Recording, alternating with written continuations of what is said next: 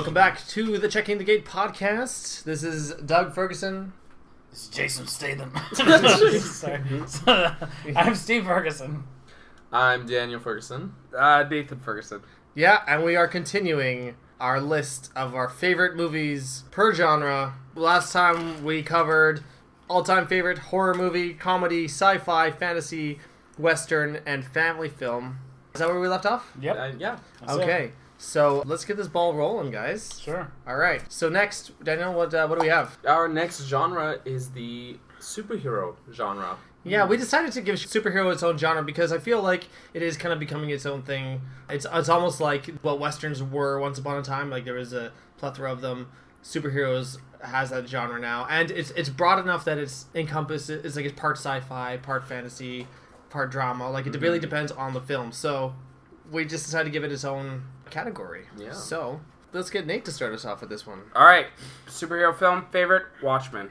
I'm sharing that one with Nate because that's Okay. mine as So well. Is it really? We're doubling up on Watchmen. It to me is one of the best adaptations of a novel or a graphic novel to screen, to cinema of any sort. It's one of the best.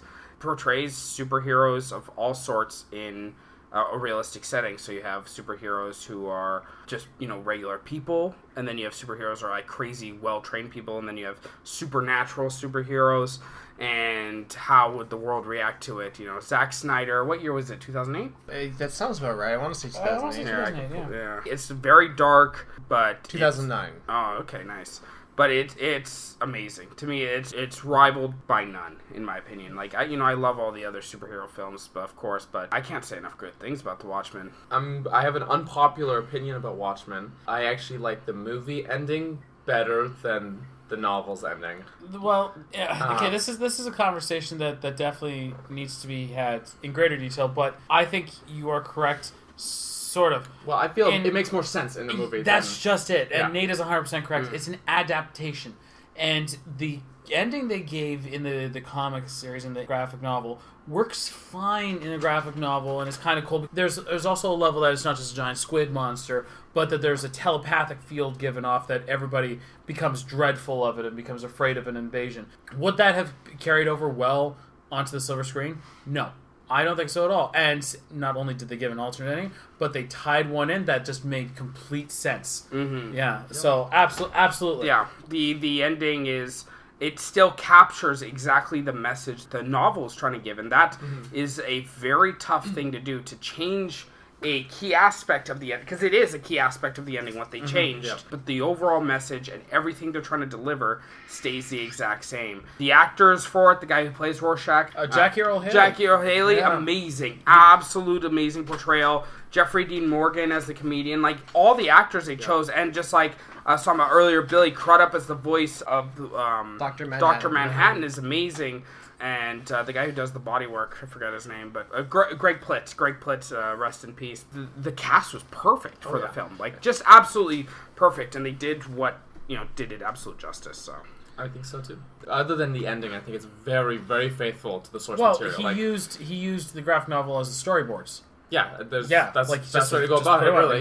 He used them as the storyboards. And it really shows. Like I saw the movie first because I had never heard of Watchmen before the movie came out, because I'm uncultured swine or something. You're getting there or something. Yeah, I read the novel after, and it helped sort of stimulate my imagination while reading it, because having the movie in mind, I could kind of fill in the blanks between the panels, if that makes any sense.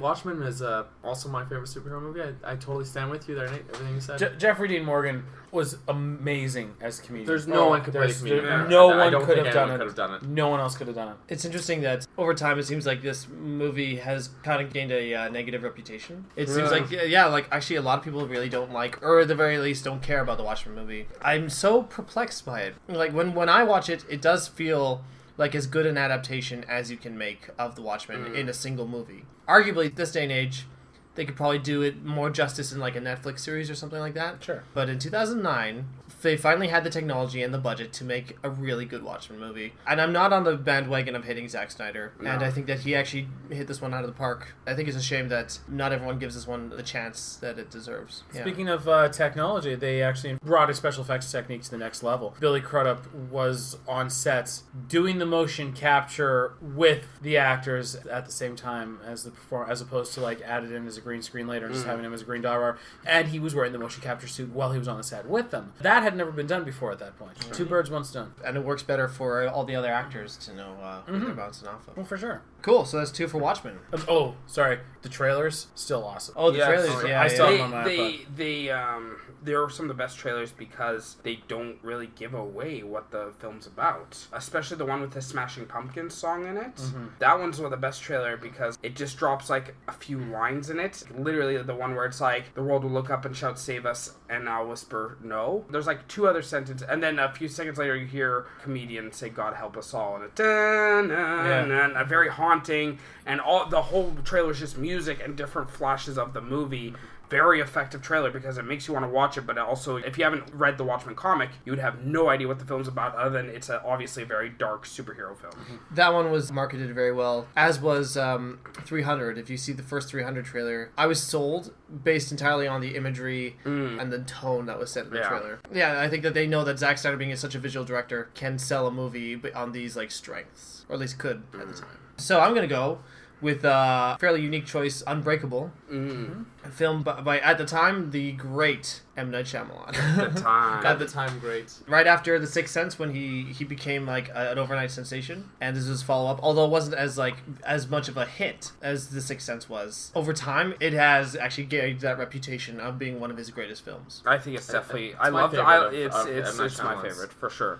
Bruce I Willis remember also. seeing the trailer. The teaser trailer was just him being interviewed after the train crash, and that was it. That was the teaser trailer. And then not seeing the movie for years after. I mean, Jesus, because the movie came out in 2000. I think I saw it 2004 or something like that. And then watch it be like, oh, it's this movie. I'd always wanted to see this one. What I love about this film is that it is one of those ones where it has so many questions that start to get asked, and it does slowly reveal the answers. It's a very human story. What it does is it puts such a human face on the legend of superheroes, and it's all about the legend of superheroes. It's not so much about Bruce Willis being a superhero. It's about that aspect of fiction almost being like bestowed upon him. And we also get the line, "No shooting friends," out of No that shooting movie. friends. So Also, I believe Unbreakable is Bruce Willis's best performance on screen. is very good. Yeah, it's it really is. good. Although 12 Monkeys we mentioned earlier. that was that's- also really good. That's yeah. also really Yeah, good. totally. But there's the moment where he has a conversation with his son.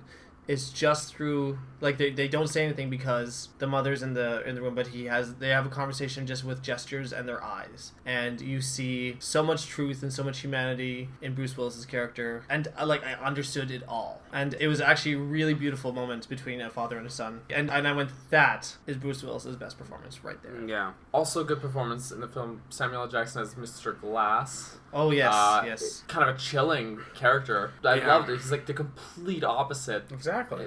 I wouldn't say he's really a villain. He's more or less the antagonist. He's the antagonist. But he's the It's not- antagonist, but he's not like outright like the villain. Like he doesn't actively like try and kill Bruce Willis. He doesn't. No, have because this he's looking scene for that- he's looking to define himself first. He has Yeah. to define himself first. Yeah, So- well, that's the thing is his goal is at the beginning is to prove his point.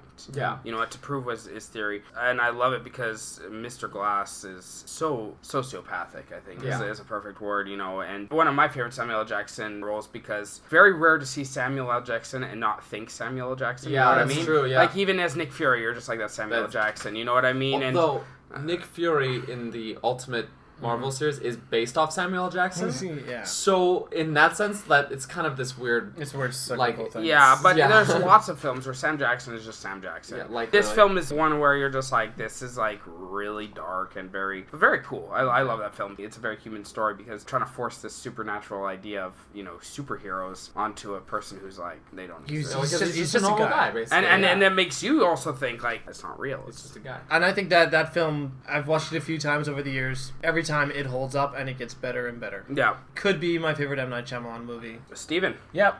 2003, Bryan Singer's X-Men 2, X-Men United. Oh, yeah. I was a freaking game changer.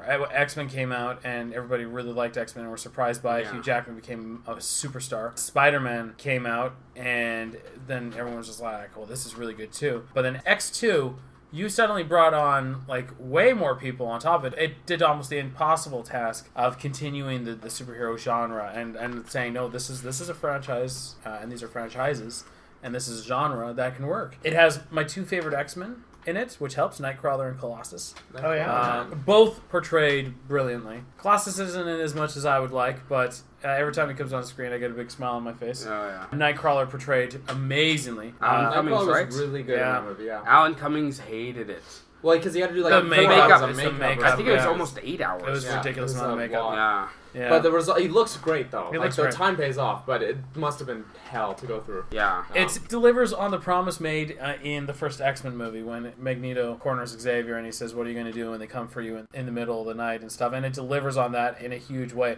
And it builds up. Very And little. That Literal scene way. is incredible. I remember how I felt in theaters when they stormed the X Manor. I remember like being glued to my seat, being riveted in theater. And there's And very also, few times I've been. This is where we see glued in. Wolverine, probably like very comic book Wolverine, where he's just very ragey, you know, Yes. in that scene especially. Well, fans were so disappointed that in the first X Men movie he didn't do much. They're like, he didn't do much with his claws. Like it just seems like he was a really toned down version of Wolverine. So like in X2, we're gonna make him kick ass. Yeah. And he does. He Yeah. really delivers on. Like he stabs the guy into the fridge. And, Oh, the whole shebang. He just he does everything. Yeah, he's an animal in that movie. I mean, Bryan Singer is an extremely efficient and accomplished director and really took the time to make a very well-crafted movie. You know, strangely enough, watching again just a few weeks ago, a lot happens in the movie. But you know what? It doesn't feel rushed. It feels very well toned, and then at the end, there's so much promise about the next movie and the whole Phoenix saga and everything like that. Before Bryan Singer jumps ship to go to Superman, Superman, and we took just James get the Marsden biggest with him. comic book cock tease. Who did Brett Brett Ratner. Ratner. Yeah. Brett Ratner, yeah. That was garbage.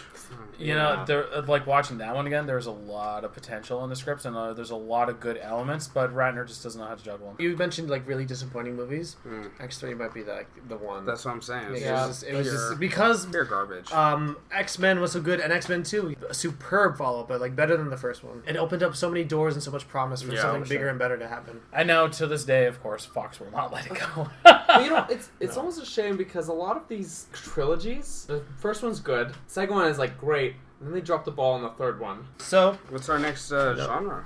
Well, next is a documentary. Steve, why don't you start documentaries?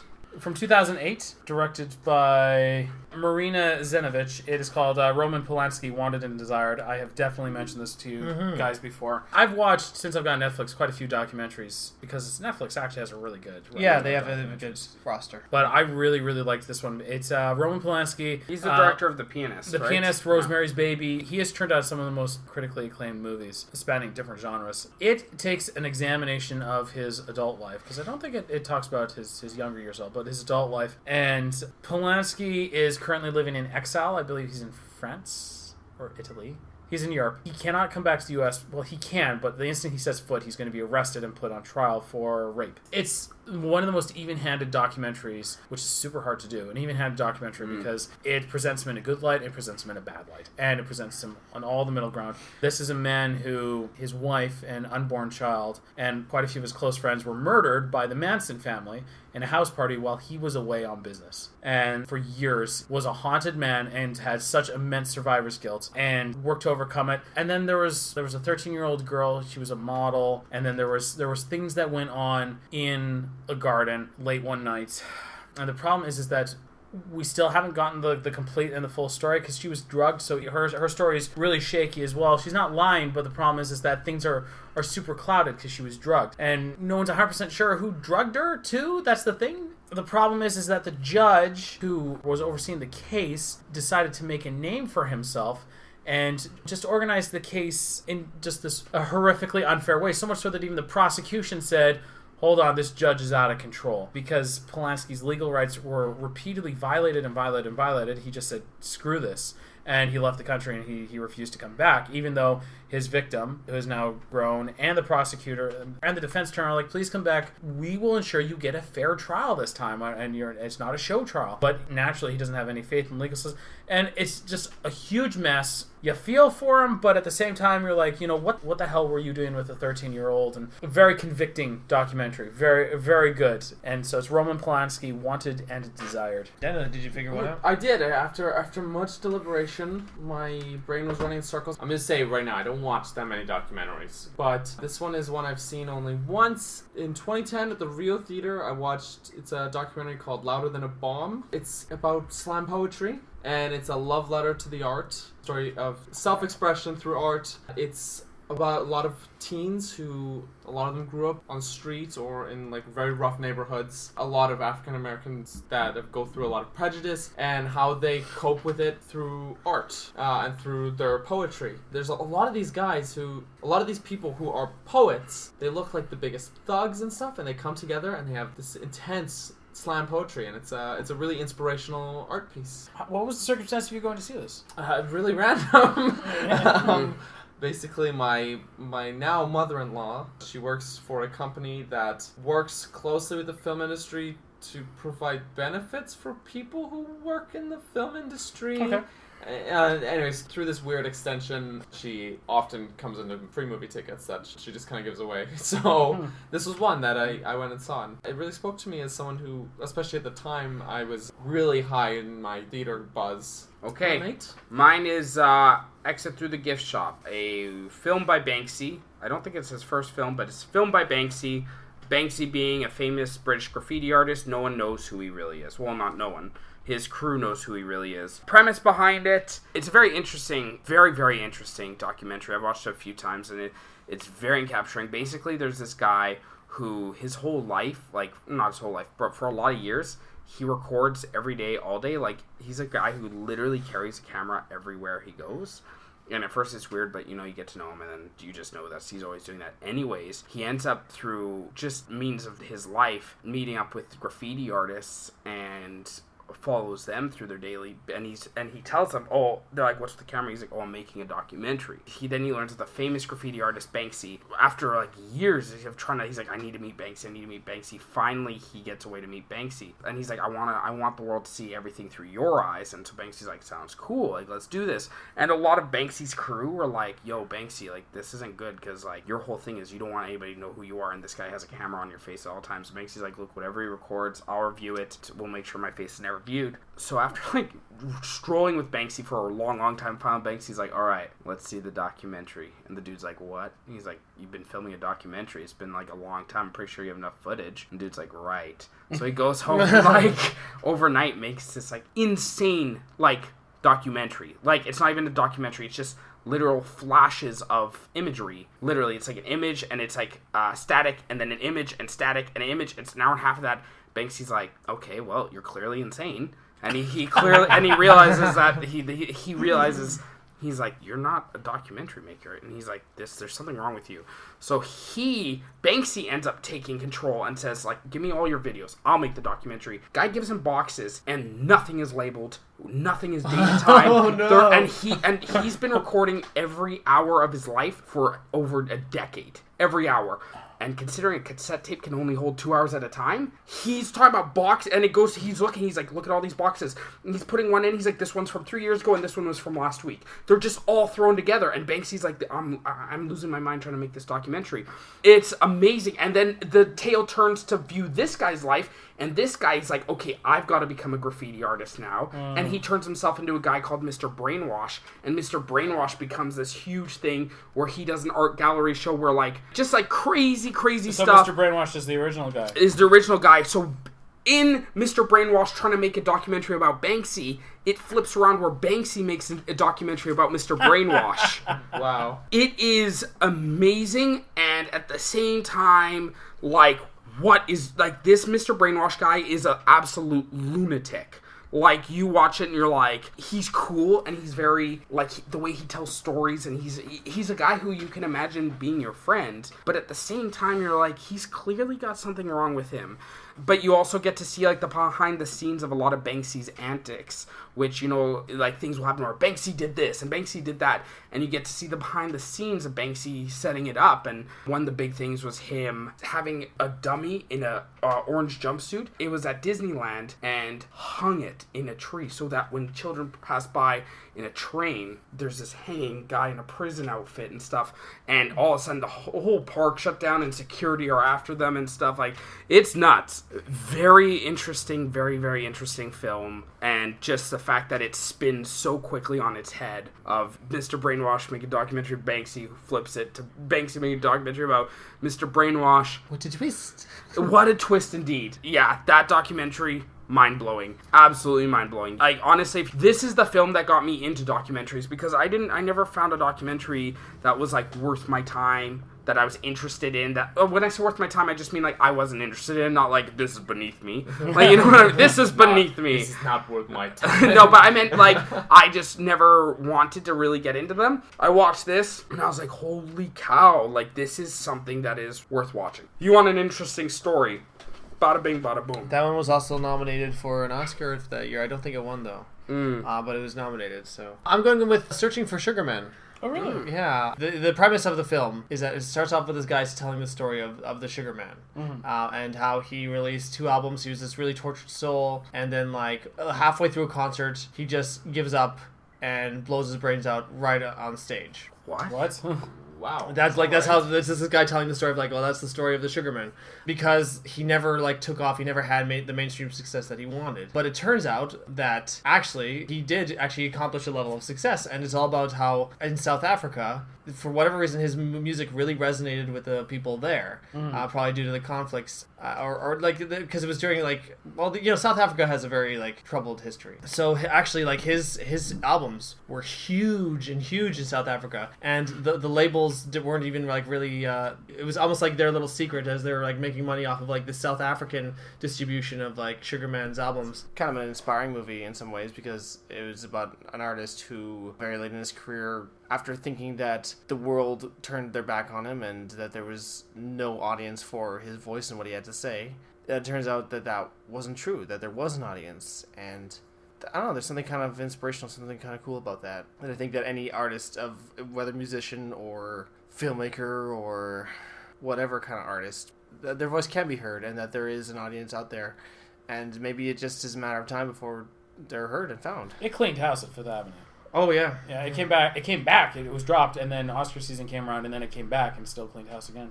And I think that one actually did win the Oscar for Best Yeah, so take that, Documentary. Nate. So, well, I don't think they're pinned up against each other. They were the same year, but nice. I'm just busting some balls Busting here. some balls. So yeah, Searching for Sugar Man, I highly recommend it. It's very engaging. Y'all should check it out.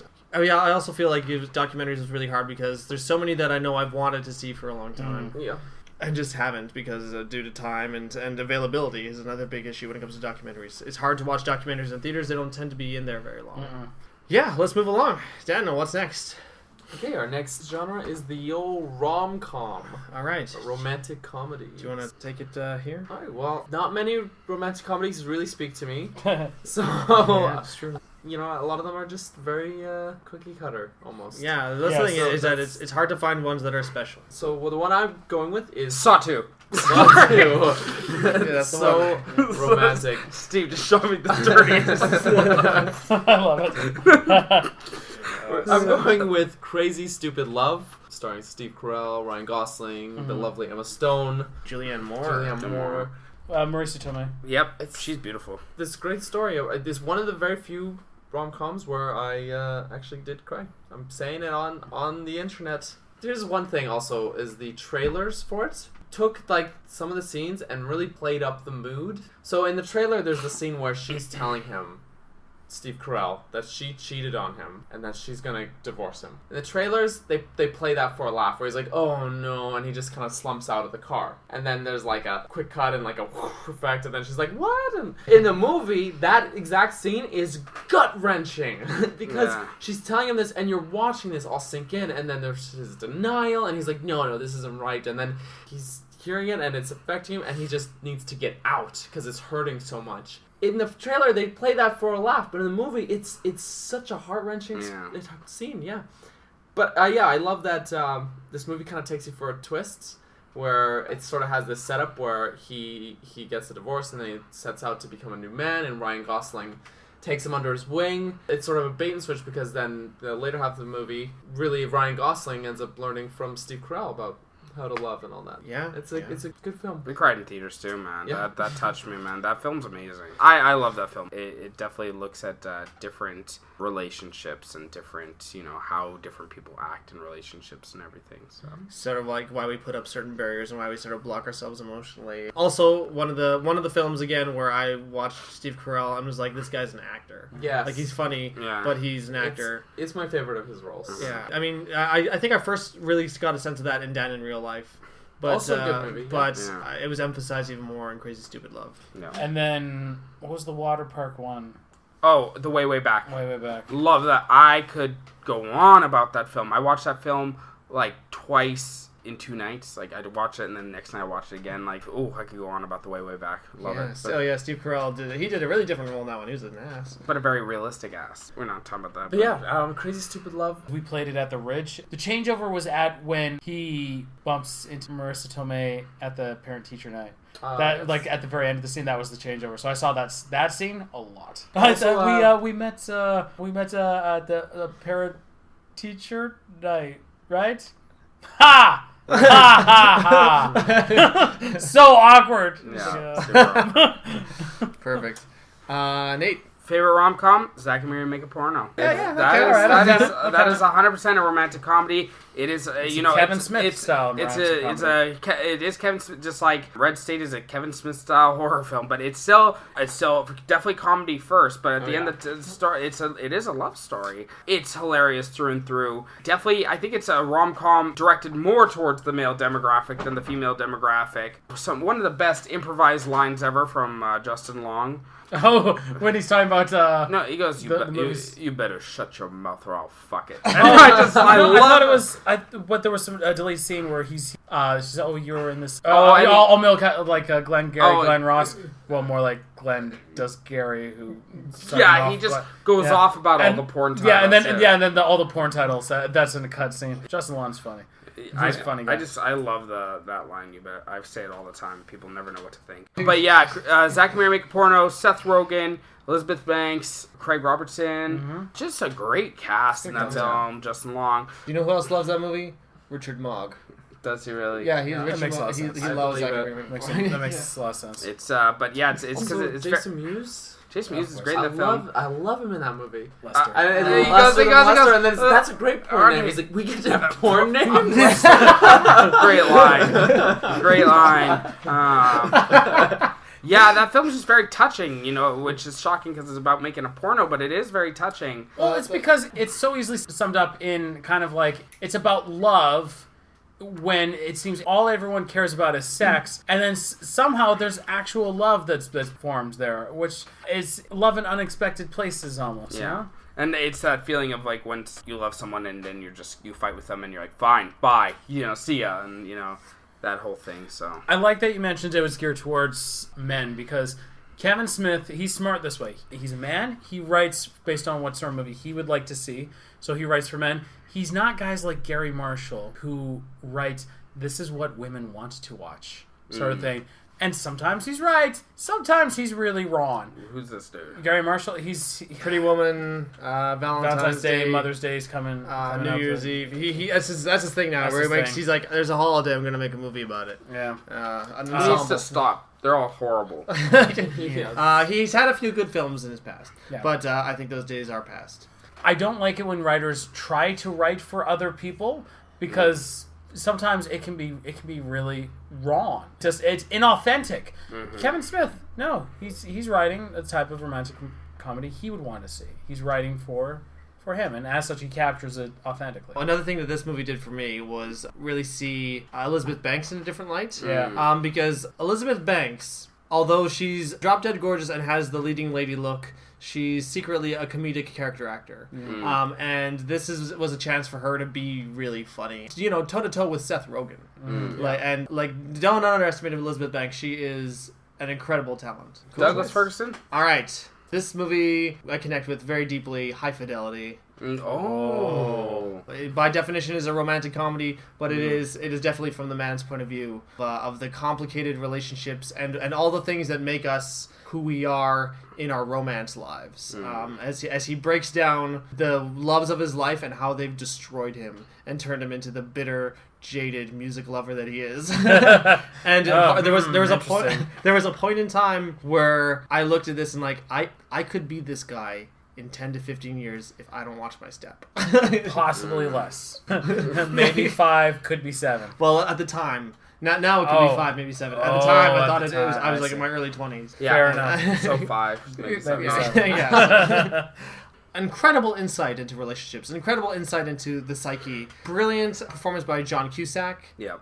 Just charismatic and handsome, but like vulnerable, very real, and just an incredible cast, incredible collection of characters and strong women, like female characters. You get to see so much vulnerability and so much reality in these characters. Also, very early role that set off Jack Black's career. Catherine Zeta-Jones? Oh yeah, Yeah. Catherine Zeta-Jones played Charlie. Yeah. Great. Um, I loved her performance. I thought it was really good. Yeah. And I don't even know what this guy's name is, but the guy, there's the joke of he's the bald guy. Yeah. Who you called him what? Moby Joel or something? Joby or something like Joby, that? where he acts like Joel Bain, a friend of ours, and he looks like Moby. Mm. And then he was in a movie later on. What was it? School for Scoundrels, where they made a joke where he started dating this Asian woman, and she's like, I'm dating this girl and we're really loving it, but she thinks I'm Moby. And I was like, oh, finally. I think it's Todd Luiso. Yeah, that's him. Yeah. And just the trinity of John Cusack, Jack Black, and that guy. What a great ensemble of comedy. And that's not overused. It's just like when they're in the record shop, there's these 3 guys who just get real, talk about music, and talk about love. And I'm like, wow, I connect with this movie in a big way. Yeah. Yeah, High Fidelity. I haven't read the book. Steve has. Mm-hmm. It's British. Nick Hornby is a British writer, and he also did that movie. It was British version was soccer/football. The American version was baseball. Fever Pitch. Oh, really? Yeah, that's Nick Hornby. He was the writer, and About a Boy. Nick Hornby wrote that too. Oh, okay. And Nick Hornby is a really good writer. Yeah, super good. And I mean, the added bonus of the book is that you get all the internal monologue and stuff too, which they kind of do in the movie too, because there's times where he breaks the fourth wall. Yeah, So he's they're able narrates to the skirt film, that. Yeah. So, which is great. I actually It's a great adaptation, actually. It's really good. It doesn't always work when people break the fourth wall, but I feel in High Fidelity really did, because it's so much about him and his history and his personal life, and yeah, it worked. Yeah, I can't imagine. It must be a great adaptation, because It's really good. For a romance movie, almost perfect, I think. Yeah, I love that film. That film was very. It speaks to me. I think it speaks to a lot of people. Because it's all about like how messed up our relationships are and how we mess each other up. All right, Steve, take it away. 2007 Music and Lyrics with Hugh Grant and Drew Barrymore. Really? Yeah. I did hear that one was pretty good. I didn't watch it though. It was I actually. felt it was just okay. Wait, which personally. one? Like, Which one was that? Music and Lyrics. I enjoyed the whole like poppy sort of has been. Well, bit, he's an amalgamation between Simon Le Bon of Duran Duran and the other guy from Wham, the guy who's not George Michael. He's a direct amalgamation of that. Hugh Grant's performance in this, he's actually legitimately really good, because he's a man out of time. Like legitimately, he is stuck, and he's aware he is stuck. He's like Captain America. He's a man who from the 80s, like he was 100% into pop culture, and that time is long gone. He knows it. He acknowledges it. He can't escape it, though. Then he becomes this unusual lover/mentor to his housekeeper, who is gifted at writing lyrics, because he can only do the music. And that's the funny thing, too. The relationship he had in his band, Pop, which is actually kind of a really dumb name, but gets the point across. He was the actual musician.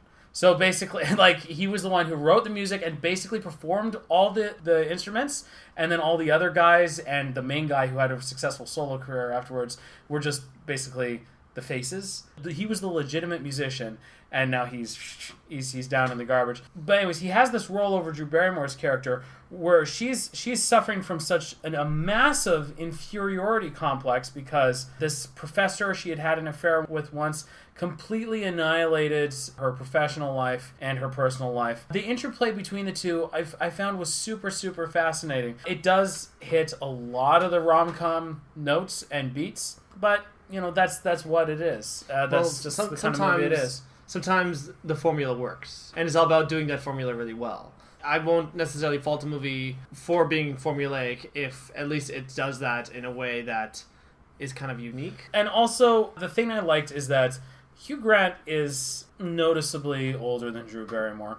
And in the movie, she's actually playing a character who's younger than she actually is in real life. And he's playing a character, well, he's about the right age. And most of the time, movies are just like, just accept it because, he's allowed to have a younger woman.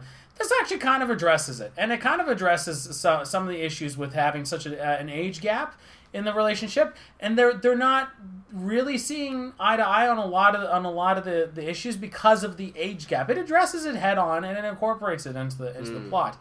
And the thing that's actually legitimately keeping them together is that they have a really good working relationship as well, which is interesting. You're not sure if the relationship's actually going to turn out, and the movie ends with it's like it might not actually really kind of work out because they're just the only thing keeping them together is the attraction and the professional relationship, which is such a relief from the, it's all going to be cool from now on sort of endings that we get a lot of times. One thing I liked about this film, I haven't seen it, but that song "Pop Goes My Heart." Oh yeah, is so authentically 80s. It is super. It is like like how sometimes bands try to recapture that 80s spirit, and it's almost like too 80s to be real. Yeah. It felt like the real deal. This could have been straight off of a Wham record, and I would believe you. So I heard that this was actually a pretty decent one. So then, what's our next category? Next we go to the crime drama / thriller. Yeah. I'll start. All right, mine's a little unorthodox, but I would call it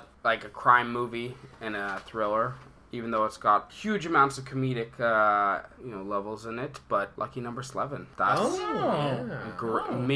amazing film. It's got what's his name? Josh Hartnett. Josh Hartnett. Where the hell is And Squid Bruce Willis He took a break and from Lucy acting. Liu and Ben Kingsley and Morgan Freeman.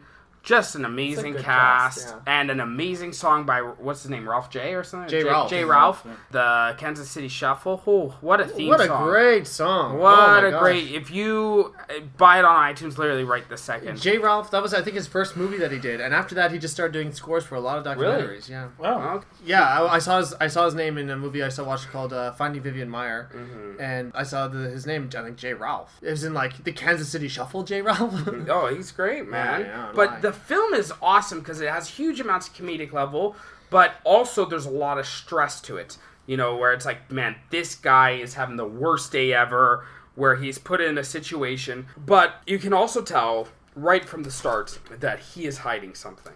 Immediately from the start. Because Lucy Liu points out a flaw right away when she meets him. He tells her a story, and she points out a flaw in his story and a flaw in his lie, literally right at the start. But then he never elaborates way later. But so right away, you have this guy who's super charming, who seems like he's in the unfortunate events, and seems like he's at the wrong place at the wrong time, always, for almost the whole film. And yet there's always this nagging feeling, and they implanted it right at the start of the film, where he's a liar.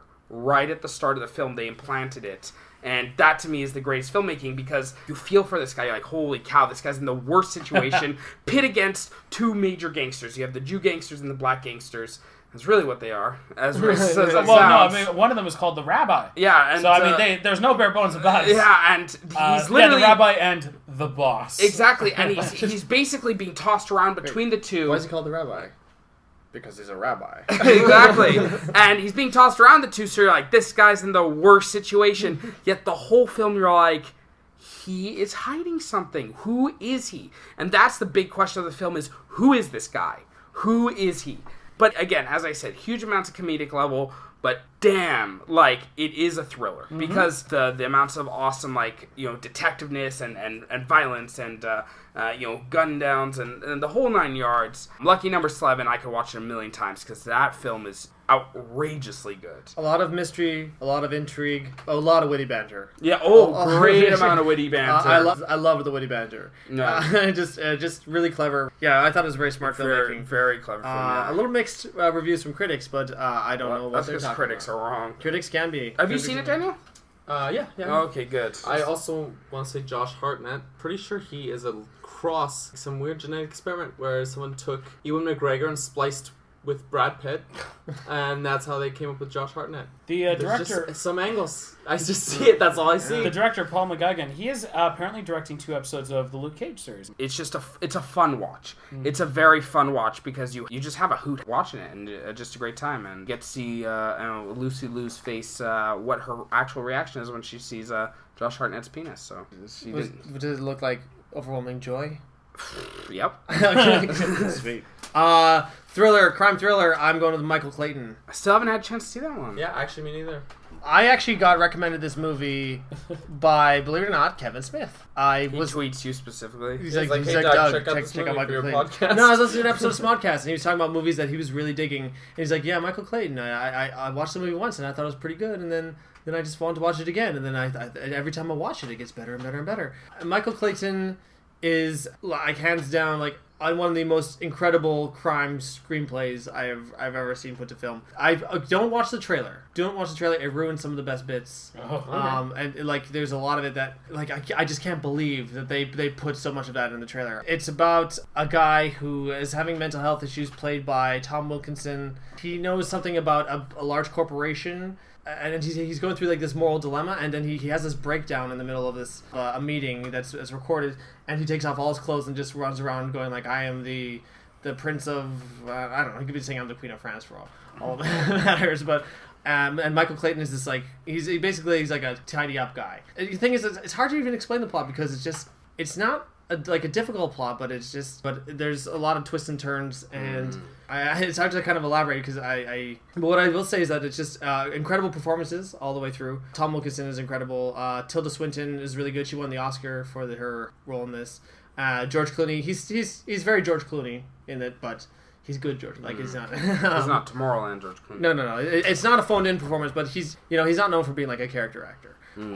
So Tom Wilkinson is great. I love Tom Wilkinson.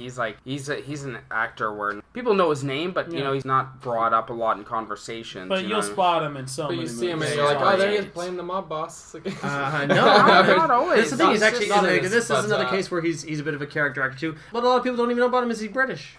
Like, really? Yeah. He's an English actor, I believe. He's in Rock and Rolla.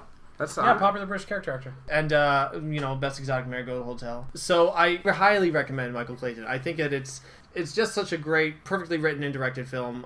Who is it written and directed by? Well, Tony Gilroy, who is best known for the Bourne movies. This is a little, I guess it's kind of right in the same genre, but in this case it's a little bit less like spy thriller, a little more mystery. I hope the cinematography is better than the Bourne movies. I had no issues with cinematography whatsoever. Excellent. So, yeah, it's great. I have the DVD if anyone wants to borrow it, but I know everyone has a list of movies they can watch. Yeah, sure, right? Yeah. Like, that's the thing is that we always have this huge list of movies, and it's not like we're not watching movies. I know.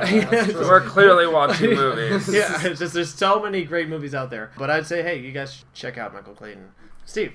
2000, Christopher Nolan, Memento. Ooh. Yeah. Man. That was the first Christopher Nolan movie I ever saw. My friend Eric, he brought it over for me and my friend Dan Fraser to watch. And I'd never seen a movie like that before.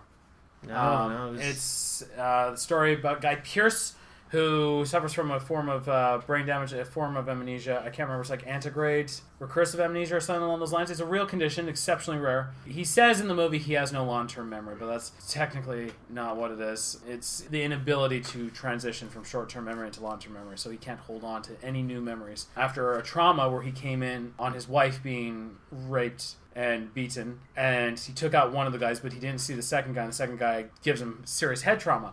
And now he is looking for the guy who raped and killed his wife, the second guy. And he's got no memory, so what he does is he collects facts and he keeps them in a folder, and he keeps the vital facts as tattoos on his body.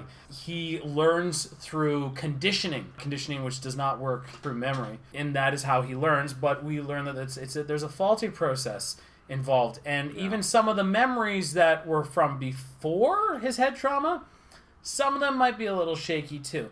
And the movie is formatted to keep you just as disoriented as he is, in that it shows the last scene backwards, then it shows the first scene in the movie. So the chronology is off, then it shows the second to last scene, then it shows the second scene, then the third to last scene, then the third scene. So only once you get to the end of the movie, which is the middle scene, do you have the complete picture of what's just happened, and then you need to go back and watch it again. I've watched that 4 or 5 times that film, and every time I pick up something new. And it has to be made that way because I feel like if it was just start to finish, things would happen, and then he'd forget, and then you're like, okay. There's a chronologically released version somewhere. Like, it's on the DVD. It's a special feature. And I have to watch it. I'd have to see what that looks like, but only after you watch the original at least twice. It has to be at least twice. At least twice. Absolutely amazing movie. Yeah, I think the original short story Memento Mori was written by Chris Nolan's brother, Jonathan Nolan. Yep. and then the two worked on the screenplay. But as such, it was disqualified as best original screenplay for the Oscars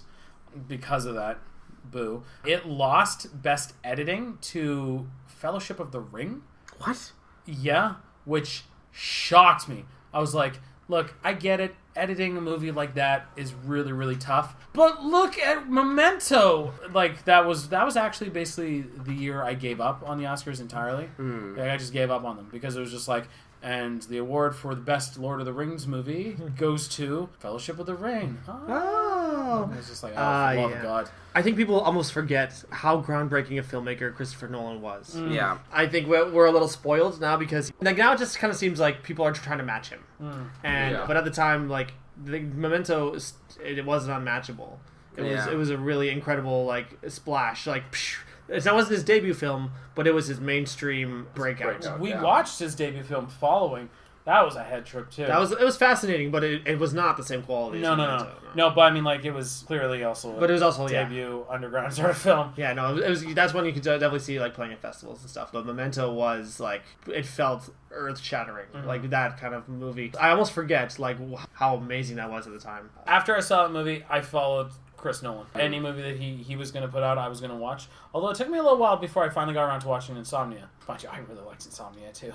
That was the one. What was I it? couldn't stay awake during it. Ironically, I'm not actually lying. I kept falling asleep. I was very tired. Al Pacino? Yeah, Al Pacino and and, Robin Williams. Yeah, and I think I only saw that once, but it was decent. good. Yeah, I liked it. I was just It might be really his sad. weakest film or following, but I still liked it quite a bit. But yeah, no, Memento is Guy Pearce. Oh man, His performance is So good. astounding. so good. 100% astounding, and he's got a lot of conviction, and a lot of that film was pivotal on his performance. And I just love the lines he has where, like, you know, it's like you learn to trust your own handwriting, and, you know, just like, just an absolutely great performance. Same with the guy who plays Teddy, or... Teddy, There's two Matrix graduates in that film. Carrie-Anne Carrie-Anne Moss. is in, and What's the John guy's- something? I forget his name. He's the guy who plays Lieutenant Teddy, or Lieutenant Theodore, or whatever. They can just call him Teddy. And Lenny, Joe Pantoliano. Yeah. Pantoliano, yeah. His performance is great because he's clearly kind of a skis ball character, but at the same time, you can see he's doing what he thinks is best. He's using him. him to go around killing bad guys, Yeah. guilt free. I mean, that's certainly one interpretation. Yeah. Oh, that's the thing, is there's so many. Every time I've watched it, I've viewed Teddy in a different way. There's one time I viewed it, I was like, I hate this guy. Another time I viewed it where I was like, okay, he's clearly doing something. He's using him, yes, but he's doing something right. And there are times where he'll keep Lenny from the truth, but tell him to, like, leave town to be safe. You know what I mean? He's like, where'd you get this car? Where'd you get this jacket? He's like, you should leave town. Like, you should get out of here. Which means he clearly thinks of his health and safety. You know what I mean? Where he's clearly, at the end of the day, has the best interest for him. I can't speak highly enough of that film. That film is amazing. Yeah. Yeah, and Christopher Nolan would go on to be one of the biggest directors in Hollywood. And the fact is, like, let's not forget, man, this guy saved Batman from Batman and Robin. That's true. Okay, let's keep the ball moving, Daniel. Okay, I decided to change my mind as we were recording right now. Yeah. You're welcome to do that. Because I remembered a little movie called In Bruges. Oh. No, Which- you're right. Yeah, so It's a great film. it's a character story. You know, like, it's not really like super huge set pieces. It's a very tight script, honestly.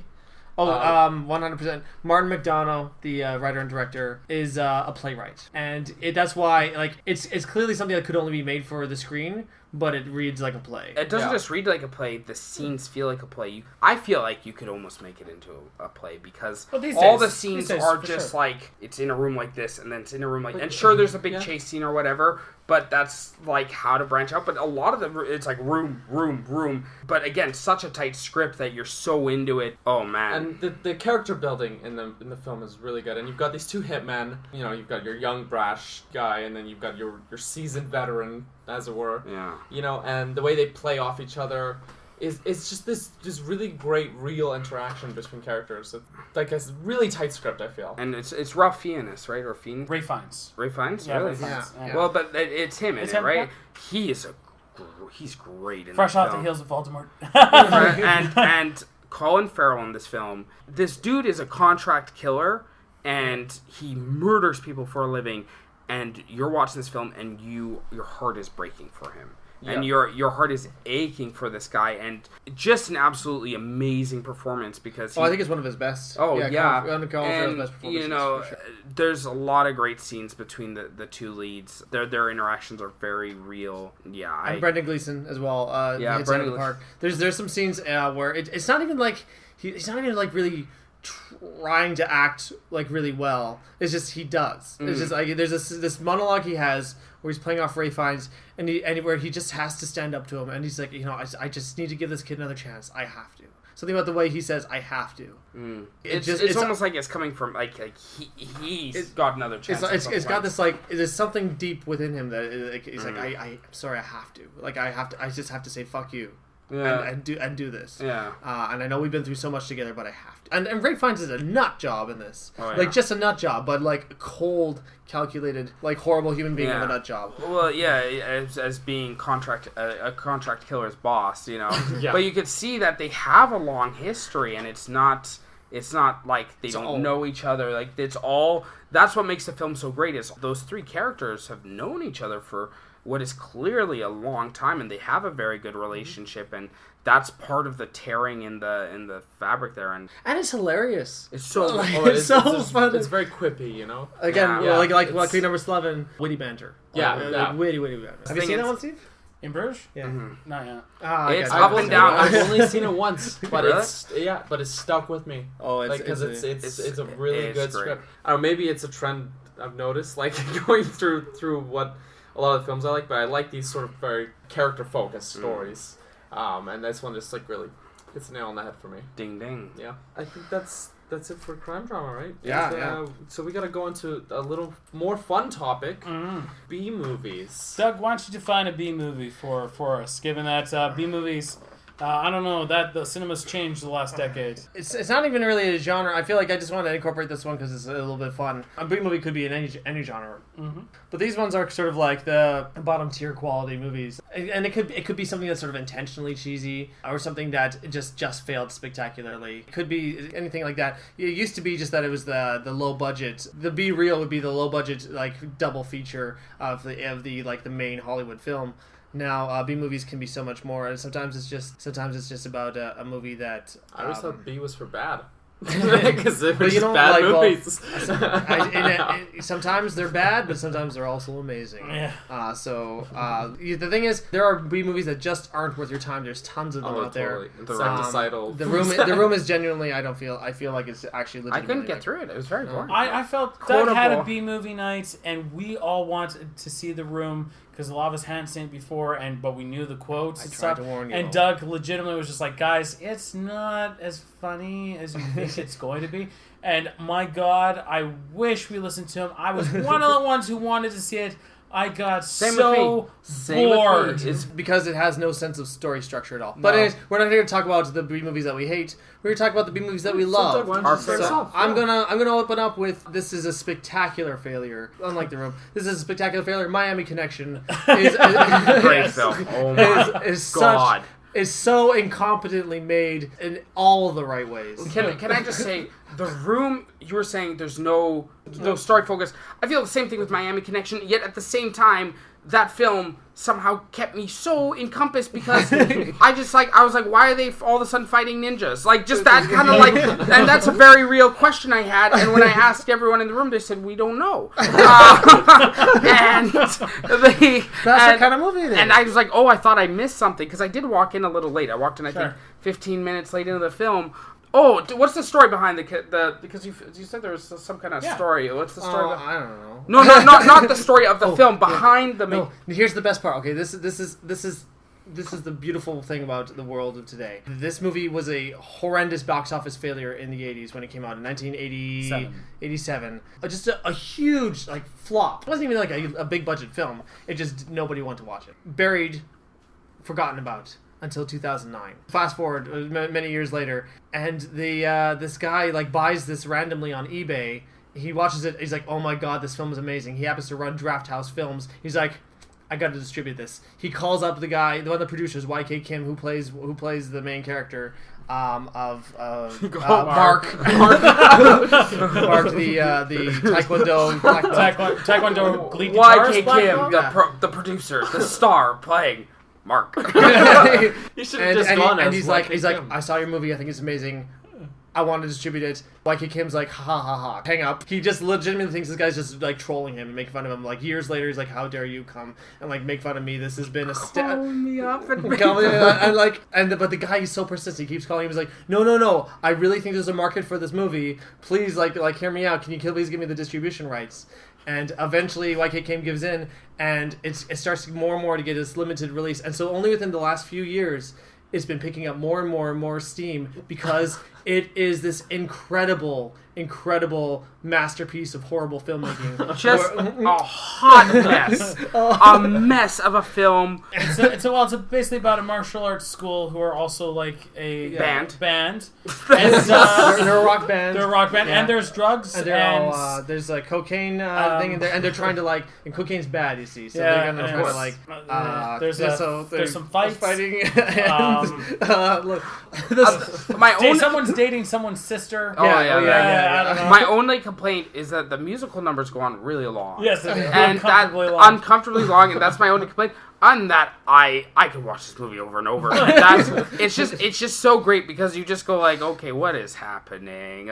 It's like honestly like it's a bad story, but they knew kind of like what they wanted to watch. Like what people wanted to watch. Like okay, people like ninjas, people like martial arts, people like rock and roll, people like and they just drugs are bad. Yeah, the winners don't do drugs. and they just like tried to put together this really like this intricate story, which is not actually intricate, but actually doesn't make any sense, and put together this like an hour and a half of a complete garbage. It's an hour and a half? Maybe. Oh, I thought it was like 2.5. Yeah, no, I think the reason it failed in the 80s is because it was the 80s already. So there's this level of ridiculousness in the 80s that people didn't like recognize was ridiculous in this movie because they were part of that ridiculousness. So fast forward to 2009. Now, okay, you have this stupid story that doesn't make any sense. And it's the genuine article from the 80s. Yeah. So now suddenly people kind of see the joke, but it's this genuine joke of this time. People at that time couldn't get that joke because they were there. So They're like, hey, I go to school with that guy. What's so funny about this? Man, my hair is bad. I have a mustache just like that. What's the problem? So that is why the stars really aligned for Miami Connection to get the cult following that it suddenly has. Right on. And I'm so happy. I found it. I found it it was the pamphlet or whatever the weekly calendar of the Pacific Cinematheque. Oh, okay. And I just saw the poster, this very poster right here, and I was like, I gotta see that because look, ninjas, man, on motorcycles. Like, oh man, incredible! Look it up, Miami Connection. A lot of neon colors in that poster. Yeah. Oh, yeah. Ooh, Steve. That B-movie night where we watched The Room, massive disappointment, but there was a silver lining. One might even say a platinum gold lining. 1978 Star Crash. Oh man, between you and Chris Lesko talking about favorite parts of the movie and what the hell was going on in the movie, man, I loved watching that movie. That was hilarious. It was a freaking Roger Luther King. Corman. Thank you, Roger Corman's take on Star Wars, basically. He's like, Star Wars made a lot of money. Let's see if I can make a buck. Christopher Plummer is for some reason in there. Still trying to figure out why. David Hasselhoff appears near the end as a prince. There's like the guy's like what, a robot or something, like, and he's like a force wheel. There's this line by the robots. He literally says the wrong word, and I don't remember what it was, but I'm just like, I don't think he meant to say that. It was just it's funny, like he said something that it just made it sound like really sexual, and it was like that wasn't what he meant to say, but that made it into the final product of the movie. The models are great, not great as in well done, but great as in Horrible. the fact that they're there and there's so many of them, and the camera's just zooming past them. And I mean, like Star Crash, I had an obscene amount of fun watching. I was just like, this is amazing. This is great. Trying to remember the plot, getting kind of sticky in the head. I'm just remembering. No, you remember seeing like it was like, well, now David Hasselhoff has kind of a lightsaber.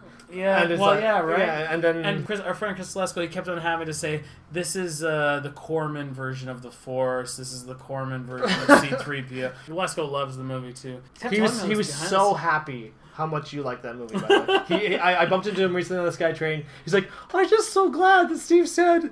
I'm so glad this movie exists. Honestly, I kind of want to pick it up. Not a word of a lie. Much. It's just it's so ridiculous, so ridiculous. Oh yeah. You bought it for our stepdad, right? Yeah, well, because he bought Battle Beyond the Stars, and I'm like, hey, maybe he'll like Star Crash. The Battle Beyond the Stars is a little bit better quality, it's because Roger Corman put in more effort into that one. But they're not too dissimilar. Yeah. So, Well, what did you think? Did you like it? oh, he did like it actually. Like for what it is, it was a cheesy B movie Star Wars ripoff. So, Yeah, right. So I mean, that's what it is, and it does that perfectly. Yes, Yeah. yes, it does. So Anyways, Daniel, you're a B movie. All right, this one is very intentionally a B movie. It is it's a love letter to even a subgenre of B movies. I'm going with Black Dynamite. Oh, I almost chose Black Dynamite, actually. Dynamite. Yeah, no, Black Dynamite is just this love letter to all these B movies. Not just B movies, but Blaxploitation. Blaxploitation. B movies, yeah. Very playing off like specifically. Dolomite and all this whole. And Shaft. Yeah, no, it's great over the top action, kung fu, Product placement. Anaconda malt liquor. Yeah, anyway, so all this, it's so over the top. It's one of those movies as well. I could watch the trailer over and over again. Just like, I am declaring war on anyone who deals drugs in our community. So Black Dynamite. Deal drugs in the community. Just flips the table. You watch all you need to do is watch the trailer, and if you're sold on the trailer, you're sold on the movie. Yeah, Oh, and the yeah. thing is, it's not even just that, like, they do have a lot of the funny bits in the trailer. You're not just watching the trailer and being like, oh, well, that was all the funny bits, and the movie's just padded out and boring. Like, it is just laughs and laughs all the way through, from start to finish. One of my favorite scenes is where he's standing up, he's giving an impassioned speech, and his eyes keep looking upwards as the boom mic slowly drops down, and he's trying to give this impassioned speech, and he keeps looking at the boom mic. That's so funny. Legitimately, one of the movies it spoofs the most is a movie called Dolomite, which I haven't watched. But like Dolomite is so full of boom mics. Like you literally see the boom mic guy under a car at one point. Like you don't just see the boom mic, you see the boom mic guy. That is a new level. That's a brand new level. I really want to see Dolomite man. because that one's the real deal. Roger Ebert said Black Dynamite. He actually really liked the film, and he was like, "I've seen a lot of blaxploitation. This one gets it mostly right." Yeah. Yeah. Okay, guys, It's sorry. the guy can who played Spawn, too. Of all It is, people. yeah. I forgot You about guys that. got to explain this to me. I was looking it up on IMDb. There's a Black Dynamite animated series. Yeah, I was gonna mention that next. It with didn't like really the same take off. cast. I didn't know that actually. Yeah. It didn't really take off as far as I know. It seems to be still going on. Oh, okay. Well, I don't know. I heard it wasn't quite up to the same quality as the movie. I think But- they should have made a second one personally. Yeah. Black Dynamite 2 Electric Yeah, Boogaloo. let's No, go. it's That's like right. honestly, like they could call it that. They could, and Yeah, I'd be down. yeah. Yeah, no, but just so over the top in every way, and yeah, there's ninjas and Everything you need in a everything film. you need in a B movie is right there. Yeah, I love it. Good call. I thought so. Yeah, And I was telling people when I met them that I was Black Dynamite for a little while. they didn't like. I That. didn't know. No one That's, bought that's it. racist. That was, That's right. Yeah, That's that's racist. yeah. We all had bad times. You can cut that bit out. You're pure scum. Nathan. Okay, 1992's Sam Raimi's Army of Darkness. Really? Yeah. Does that count? Does That count? counts 100% as a B movie. You know what? Well, It's okay, you can sure. fight me on it all you want. Go watch that film. It's clearly no, actually, all I have to do is remember the scene where he falls on the ground and then he gets poked in the eyes by a skeleton. And I'm like, okay, you know what? All right, yeah, you win. It's clearly a B movie because you know you have Evil Dead, which is horror. You have Evil Dead 2, which is like horror comedy spoofing almost. And then I feel like Sam Raimi was like, I gotta amp it up. And he just makes this very silly, and you can tell these like weird skeletons are in like costumes and stuff, and the sets are weird, and the whole thing's weird, and it's like takes place in medieval times, but he shoots a pterodactyl, like just like really odd. His hand's a chainsaw, you know what I mean? Like just very odd film, but very funny, very intentionally a B movie in my opinion, because it's not a good film. It's not in any respect, well, other than that it's hilarious and an intentionally B movie. But yeah, I don't know. I love that film. I love Army of Darkness. It's a perfect continuation of the Evil Dead 2. Because when Doug first showed me the Evil Dead 2, when we watched it together, and you're like, and that's how it ends, kind of depressing. And I was like, yeah, because he's just left stranded in the past. And then I watched it, I was like, look, Doug, there's the Army of Darkness, a continuation. We're like, what? And then we watched it, and I don't know, I love it. It's not over yet. Now we got that Evil Dead Ash vs. the series. Evil Dead, the series, yeah. I gotta watch it. I gotta watch it, man. Does that almost retcon the Evil Dead remake? I hope so. Yeah. I legitimately hope so. Steve hated the Evil Dead remake. Yeah. Yeah. Then, do we have... we have one last one. That's disaster films. Oh, right. Disaster. And it's starting with Steve. No, I forgot about it. Start with Dano. All right. Okay, cool. I haven't watched a lot of disaster films. I tend to like kind of smaller scale or more character-related stories. But one movie, it's a pretty controversial. Like it's got people very split on it. Okay. But I actually did enjoy it. I didn't get motion sickness from it.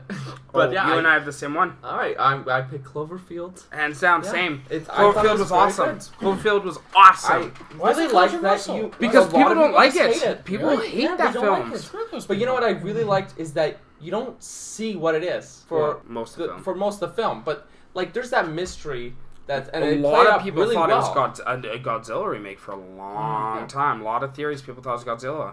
And you didn't know for a while, too, in the film. But I like that there's this mystery of, like, you don't even know what it is tearing the city apart, you know? There's something, it's crazy powerful, but, you don't see it. You're just running, you're not looking back, necessarily. It's very high intensity. A lot of no-named actors at the time, which was, they later they got into other films. Like Lizzie when the Kaplan? girl, Lizzie Kaplan? yeah. She's great. Lizzie Kaplan, T.J. Miller. Kaplan. T.J. Miller's the cameraman. Great comedian. Also, I did like the cameras. A lot of people complained about it. They're like, oh, I got nauseous in the movie. So But screw I you. like Handy's the not that camera bad. perspective. Handycam sometimes, like, in a lot of films, sucks. Like Quarantine, etc., etc. This movie was awesome, man. Like, and it was very personal. And you were, because of the Handycam experience, you were in the terror. You were in the disaster. Yep. You know, it wasn't just you viewing a disaster movie. You were in the disaster. Oh, man, I love that film. That film was awesome. No, Cloverfield is amazing. It was part of the resurrection of the monster genre. Because like, the 97 Godzilla dropped the ball so incredibly. Yeah. I can't think of one before this that really... I don't know. Can you think of anything like before Cloverfield where a monster movie? I mean, there was The Host from 2006, but that was Korean. Yeah. The Host was great. As far as like mainstream American cinema, Cloverfield resurrected that. Yeah. And it's been carrying on because now we have Godzilla back. And also, don't forget Pacific Rim. So, yeah, no, I think Cloverfield is great. Also, popularized the found footage genre. I can't, again, I For can't... better or for worse. For better or for worse. Yeah. Yeah, but when done well, that genre does work. And Cloverfield was one of those cases where it worked really well. Also, a bit of trivia is when they had test audiences in, they showed the movie, and there's that scene where the Statue of Liberty's head gets knocked in the streets, and everyone in the test audience says, "Why is it so small? Too small. It's so small. Why Yeah. They made it too small?" And it was actually to scale. It's to scale. The Statue of Liberty is not as big as most people think because it's on a massive pedestal. The Statue of Liberty is actually not that big. So, yeah, I think both solid choices, gentlemen. Thank Yeah, you. yeah. We're clearly a man of good taste over here. Merci. we shared two now. Yeah, it's true. Yeah. Yeah, Watchmen and Cloverfield. Mm. Yeah, it's like you guys were raised together. Look at that. All right, time for mine. I'm going to go with this is an incredible film. It's called The Impossible, and it is from 2012, a film about the 2004 tsunami in Thailand.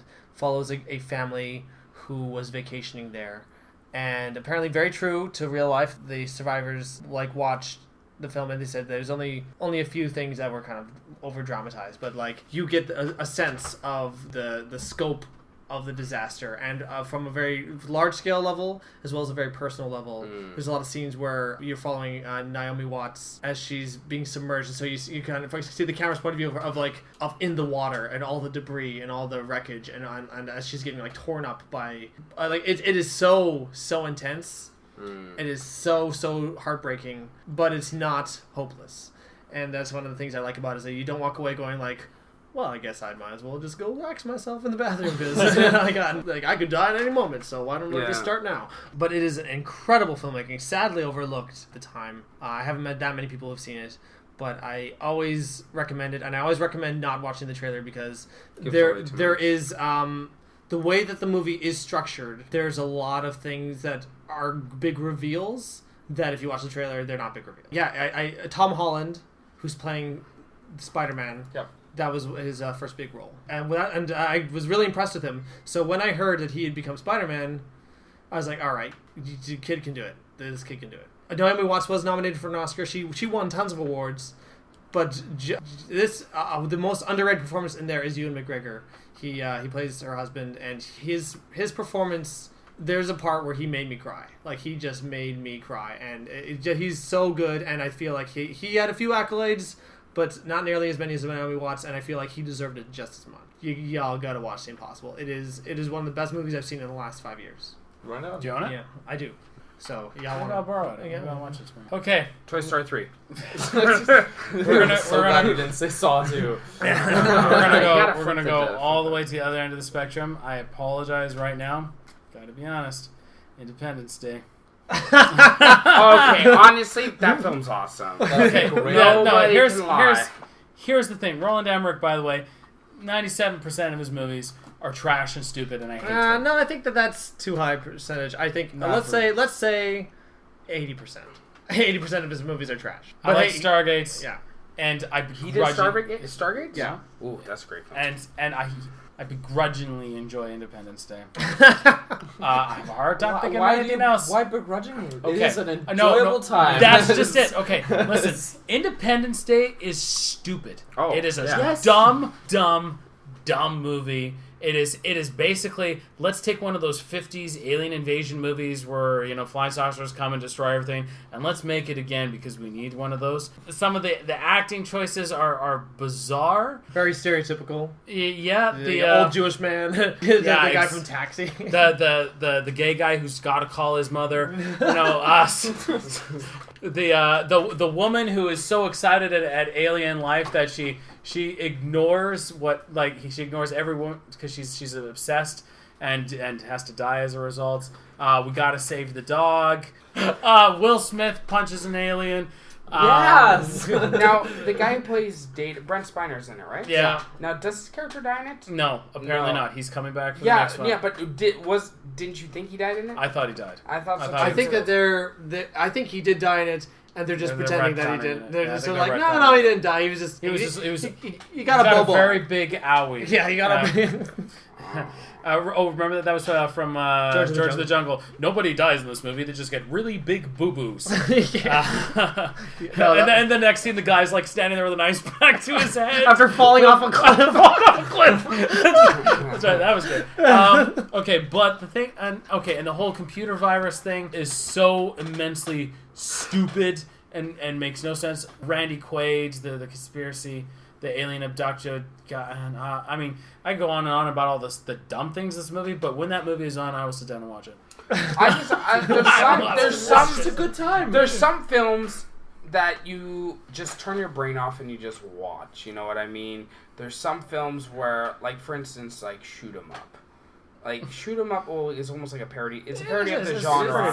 But he has sex with Monica Bellucci while shooting guys at the same time. That's what I'm saying and I'm not saying that Independence Day is a satire, but what I'm saying is there's just some films like The Expendables, where you just turn your brain off and you just go, you know what, let me watch a fun. And some people try to make those types of films and they fail horribly. But Independence Day is one of those films where yes, it's a bad movie. Yeah, it's a very bad movie. objectively a bad movie. But it is fun to watch, and I just love it. I love the film. The scene where he's dragging the alien towards Alien 51, and then he stops and he says, "And what is that smell?" and then starts kicking. There's apparently like that time of year. It's an ad-lib line because it's the time of year that the lake bed they were shooting in during the wet season. It's a lake and it's full, and it gets this population of brine shrimp. And then during the dry season, the lake completely dries up, and you get all these corpses of brine shrimp just lining the floor of the lake bed. And so, legitimately, the location reeked.